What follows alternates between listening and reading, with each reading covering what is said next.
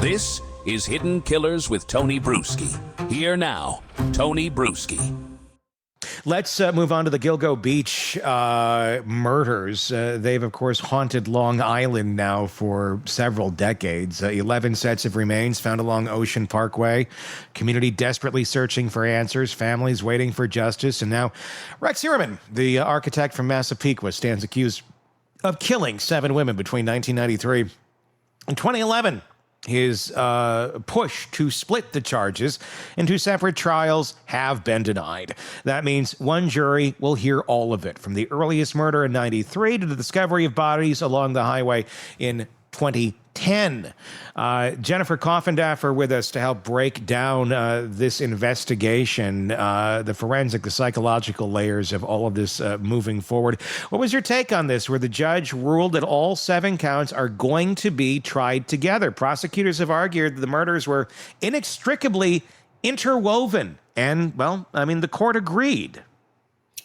You know, it's such a balancing act between the prejudice that it can create in trying to show all this information from all 7, when many of the places, the dates, obviously the people were quite different. Mm-hmm. And so because of that, the defense is saying, you cannot do this to me. You can't do this to my client. This is so unfair.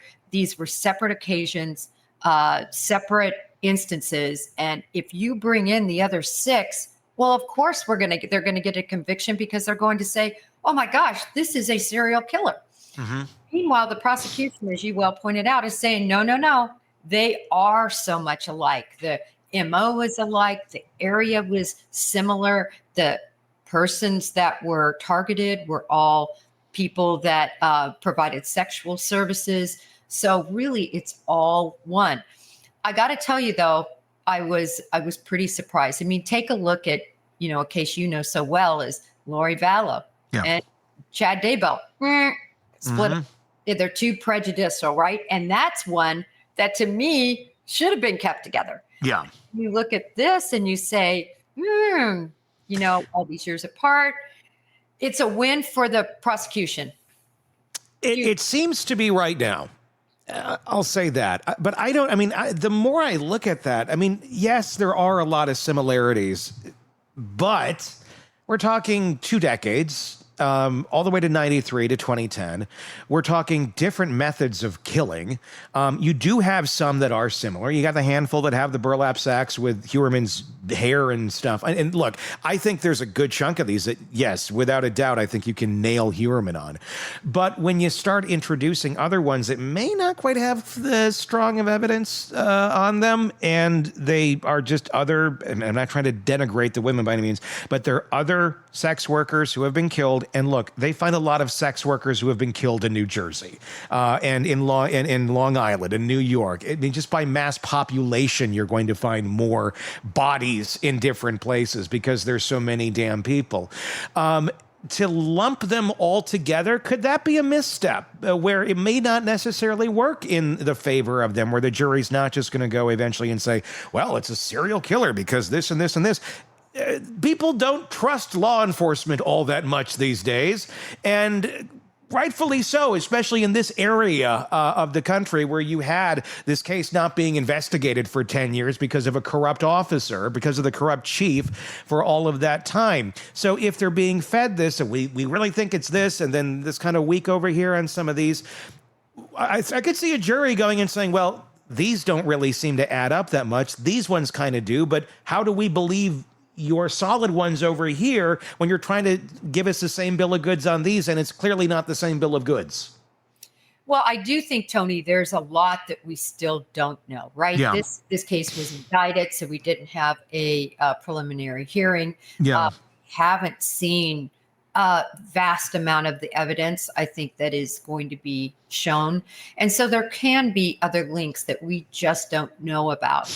But I agree that I think as a prosecutor, I would have asked for this, hoping that I got the moon, which they did. Mm-hmm. But it wouldn't have bothered me as a prosecution team to have the ones that were more contemporaneous in time and showed the exact MO to be lumped together and the ones that weren't to be held separate. Do I think it's going to be a critical error? I don't know if on appeal down the road, if there's a conviction, but also keep in mind, Tony, gosh, this is one of those cases where the evidence is unbelievable. Yeah. The DNA and the DNA, that ruling came earlier that the DNA is coming in. Yeah. And yes, and we can talk about that in a moment with the new DNA ruling. But that's my point. I mean, there is a slam dunk on some of these, but just there's an element to this case where it feels like, well, we got these unsolved ones. We better get those off of our docket. So let's just add them in. That's not the way to solve a crime. And it denigrates the value of the human lives that have been taken as well. Let me ask you this, and this is an opinion question.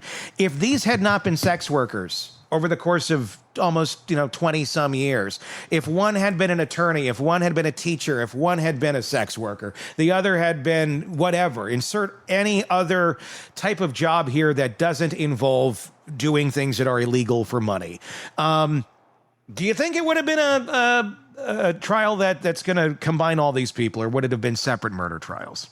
Well, let me say this.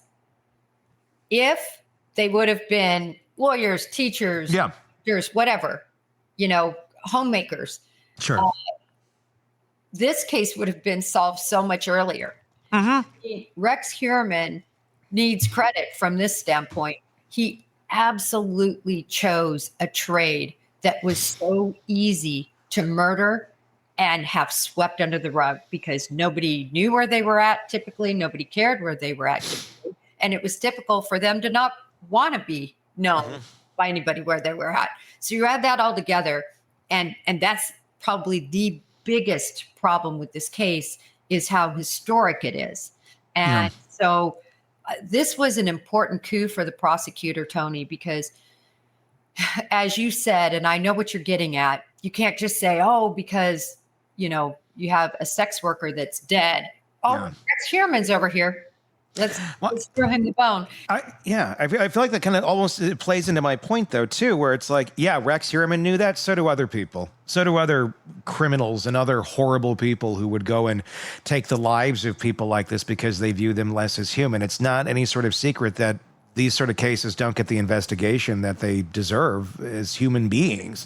So it's not shocking to think that other people were murdered by other human beings. I mean, how often is it that you have a serial killer that stabs, strangles, dismembers each victim differently and at different dump sites? I mean, typically you have some sort of a regular MO going on here. I know some are a bit different, but it is kind of an oddity that all these are different. Maybe he evolved over time. I don't know. But again, I feel like it's another argument that the defense has. Oh, the defense has some good arguments here. I don't think they're going to hold water against the DNA and other evidence, but they have some good. And you just pointed out one. But remember, as I mentioned earlier, dismemberment typically occurs because of the practicality of it, of the goal of it, which is to hide or otherwise disguise what's been done. In other words, you chop it all up, you send it out to sea, and you hope nobody finds it. Or you throw a part here, a part there, and nobody can really make heads or tails figuring out what happened, right? That's the purpose. And then as killers get better, if you will, at their trade, they find better dump sites. I mean, look at how long this took for some of these bodies to even be found. And then the stage of decomposition that they were at, you're looking at, the Peaches tattoo. That's what you've got to work with. So, you do get, these people do get better at their trade, if you will, better at committing murder. And I think it's going to be stitched together, though, with DNA and with general MO. Do you think that, if they have, because we know we have DNA in some of the bodies, and that's with the hair, and we'll talk about that here in a second, but do you think they're holding back other DNA evidence on these other bodies that they've linked to Heuermann, other than the fact that they were on the same beach or nearby I'm curious what's in the cards when this actually does go to trial that's going to connect some of these to Heuermann stronger than what we actually know. I think there could be more DNA. I think that's very likely. Also, I haven't heard much about things that might have been at his house from them. Mm-hmm. We know the secret room or whatever. True. I mean, for instance, I'll give you an example. When the search warrant first happened, and they literally had one of those box trucks, Mm-hmm. large box trucks pull up to put all this evidence in. There was one thing that came out of that house that always bothered me, and it was a very large scale, like a 3-foot doll. I know. I can picture it. It's creepy. Yes, it's like a horror movie. Yeah. And as I said at the time, listen, there's a reason they took that doll. Yeah. Detective, agent wants to take evidence out of a home that you're not going to use. You're sitting in your evidence vault. Once the case is closed, now you're trying to get rid of it. What am I going to do with this? I got to give it back, or I got to have it incinerated. There's all these legal issues you've got to go through. You take evidence because you believe it to be evidence. That made me wonder, is this doll somehow made in any way, shape, or form, whether it's the hair, clothing, go back to these people? That's oh God. Because why else do you take the doll? Or if it was used for sexual gratification, which also could have been, but how is it linked to your murder suspects? It's linked, I think. Or, I mean, it can be more benign than he was making a murder doll out of victims. I mean, that's pretty freaking horrible. That sounds like that's like a movie. Look at what he did, Tony. There was a movie, wasn't there a movie like Bringing Out the Dead or something years ago? There was like that. It could be that. What's that? It silenced the it's Clarice. But all the way to the FBI. It could be also. It could be somebody that they have maybe as a witness or something of that nature that had been in the Heuermann house that can attest that that doll was there.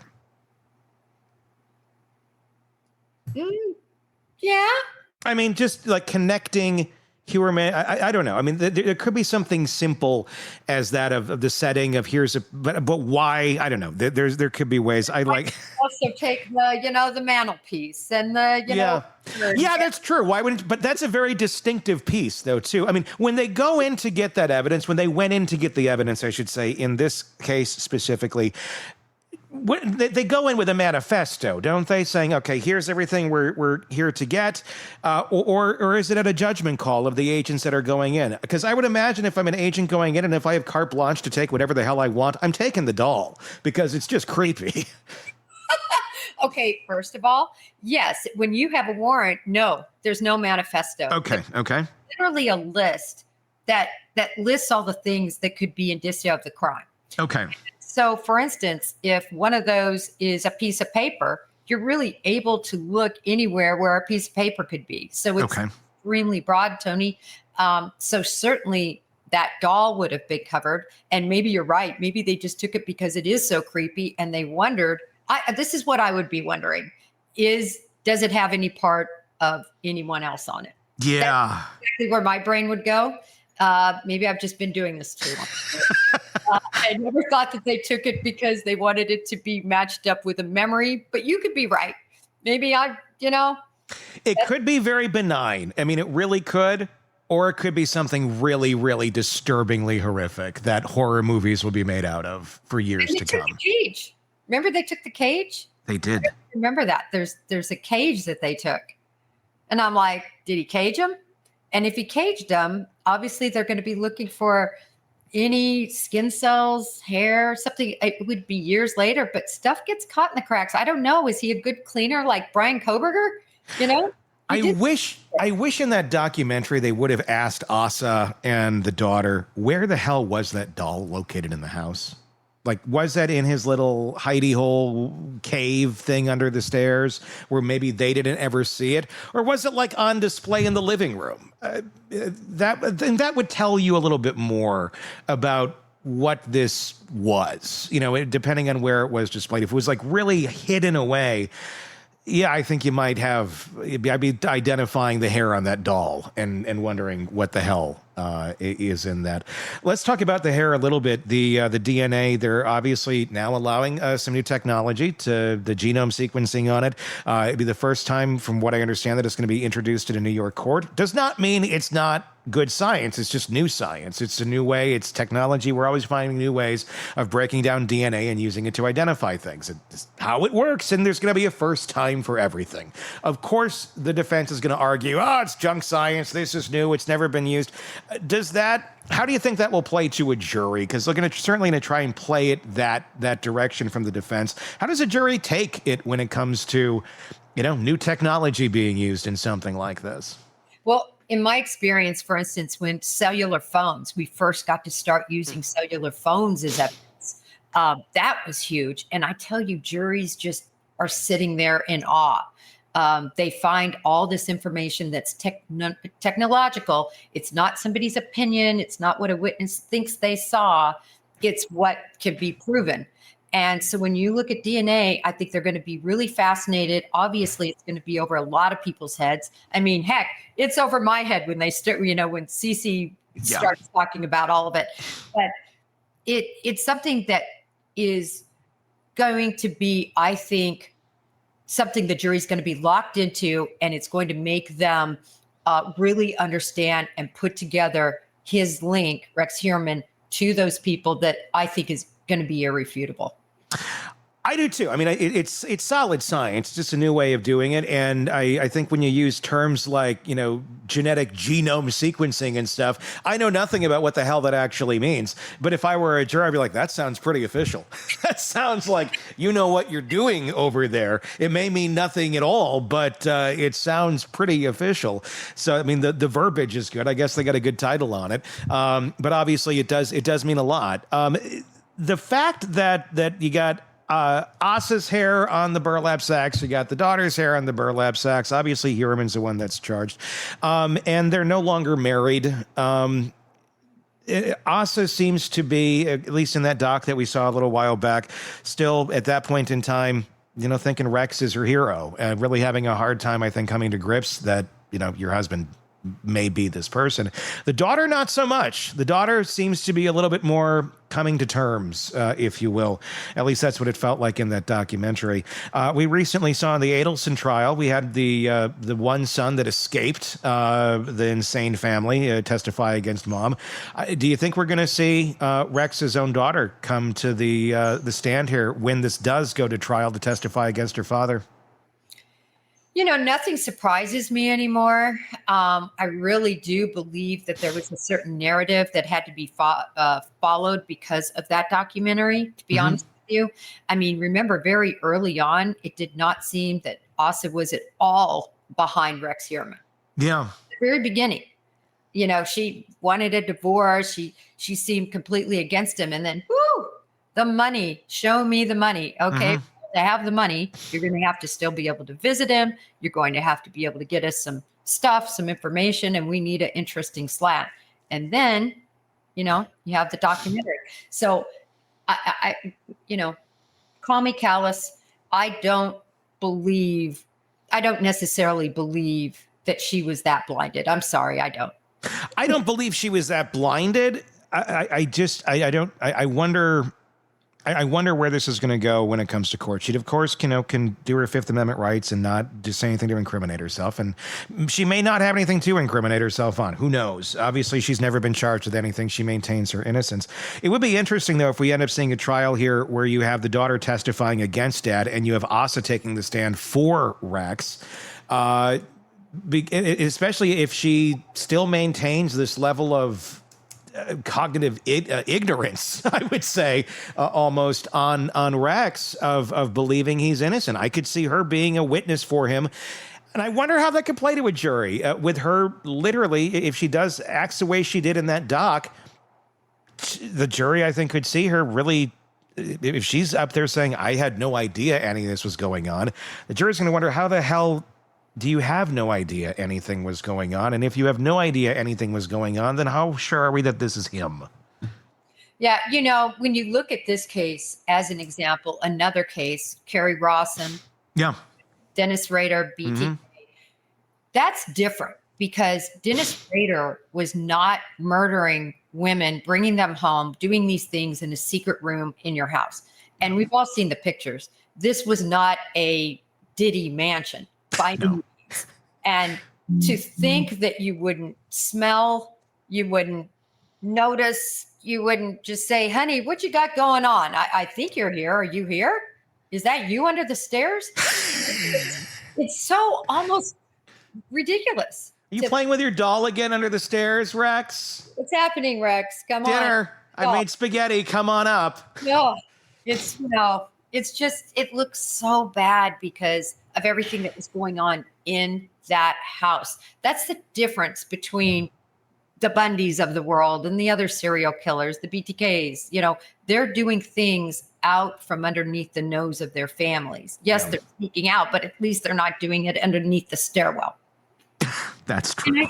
And I understand she was supposedly like the trips are lining up, that mostly she was gone. But, there's other information that maybe she. I want to know how you're lining up every trip for 20 years to be supposedly. It seems like, I don't even know how you get dates on all that going back to 93, Well, you saw the pack rat situation. True. Yeah. I don't know if they ever even threw away like a shoebox receipt. It's ridiculous. But having said that, her story is hard for someone like me to believe. Mm-hmm.